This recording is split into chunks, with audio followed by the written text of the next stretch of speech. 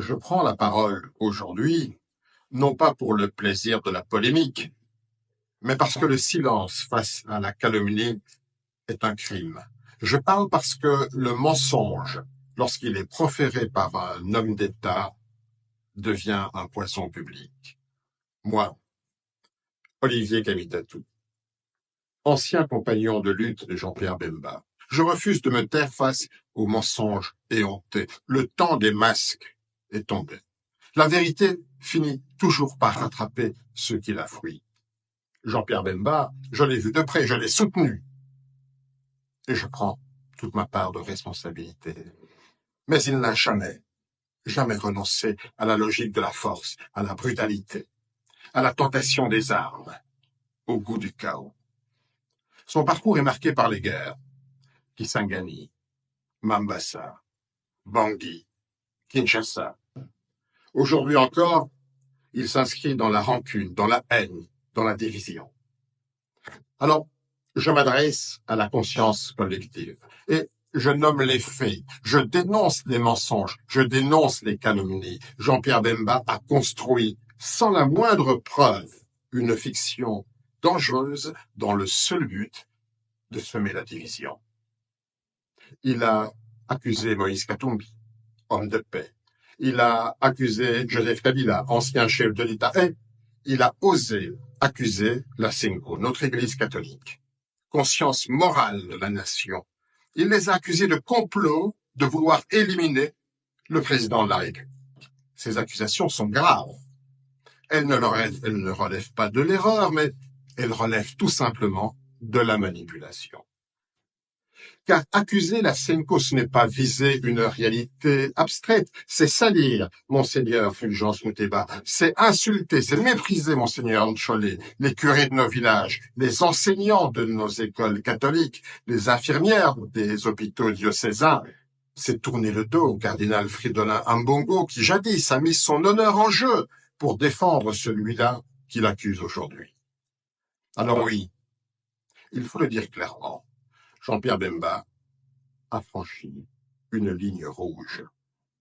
Il ne s'agit pas d'un dérapage isolé. Son discours s'inscrit dans une logique ancienne. Kisangani, 2002.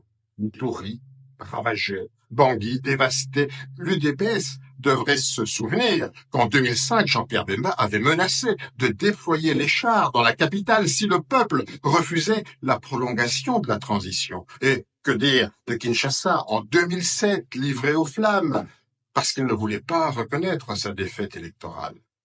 À chaque fois, les faits parlent. Et à chaque fois, la même tentation de la force, la même absence de regret, la même volonté d'imposer par les armes ce qui ne pouvait l'être par le peuple. Et pourtant, encore aujourd'hui, c'est Moïse Katumbi que Jean-Pierre Bemba accuse. Alors, précisons. D'abord, Moïse Katumbi n'a pas fui Lubumbashi. Il est parti librement, avec l'autorisation de l'aviation civile, sous le contrôle de l'État, du gouvernement. Son passeport porte les cachets officiels de la DGM. Quant à l'affaire de la piste du village de Mulonde, une fable, une affabulation, cette piste, elle ne fait que 900 mètres. Elle a d'ailleurs été construite à la demande de la population pour transporter les malades. Et pendant qu'on cherche des cachettes imaginaires d'armes, Moïse Katumbi, lui, a construit de véritables pistes. La piste asphaltée de l'aéroport Augustin Katumba à Pueto, celle de Kachogwe, beaucoup plus longue que Mulonde, pour désenclaver et connecter ces régions.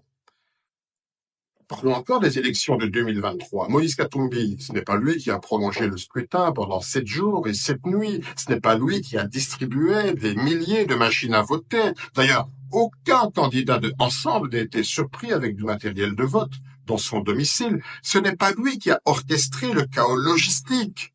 Jean-Pierre Bemba, dans ses propres mots, a reconnu que tout était réalisé sous le contrôle de Félix Tshisekedi du pouvoir en place. Et l'on reste d'ailleurs muet sur un fait troublant, le suicide d'un observateur de l'Union européenne, dans l'immeuble même où Jean-Pierre Bemba avait ses bureaux. Alors, c'était quoi? Une coïncidence? La vérité est trop lourde à porter? Face à tout cela, Moïse Katumbi n'a pas répondu par l'invective. Il n'a pas appelé à la révolte, il n'a pas pris les armes, il n'a pas semé la peur. Il a choisi, lui, d'agir en homme d'État. Il a rassemblé là où d'autres divisent. Il a construit là où d'autres détruisent. Il a tendu la main là où d'autres serrent les poings. Alors, que reste-t-il de l'action de celui qui l'accuse aujourd'hui, de Jean-Pierre Bemba, comme bilan? À la Défense, aucun territoire récupéré, pas un mètre carré. Mais par contre, des avions achetés par lui-même, à son profit, avec les rétrocommissions juteuses de son ministère, des avions qu'il loue à prix d'or au gouvernement et à son ministère des Transports. Que dire de tous ces marchés de gré à gré, érigés en principe de gouvernance, la transparence piétinée, la corruption institutionnalisée? Et pourtant, les accusations continuent. Elles visent Katumbi, elles visent Kabila, elles visent l'Église. Et elles s'enfoncent même, ces accusations, dans le délire, jusqu'à évoquer d'imaginaires versements de Joseph Kabila au Rwanda. Même les chiffres refusent d'y croire. En 2001, le budget de l'État congolais était de 300 millions de dollars américains.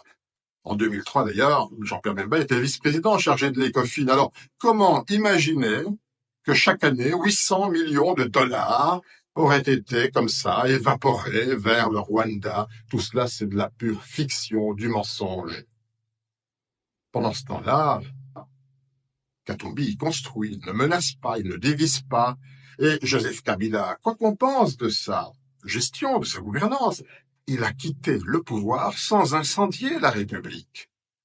Et la Cinco, infatigable, elle continue d'unir, de consonner, de sillonner le monde pour prêcher la paix. Et pendant ce temps-là, Bemba nous resserre ses vieilles recettes. La peur, la menace, le mensonge, la calomnie, la médisance. Les Congolais ne sont pas dupes.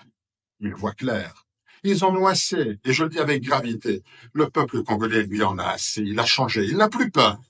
Il ne veut plus jamais revivre ce qu'il a subi dans les années noires. Le Congo a trop souffert.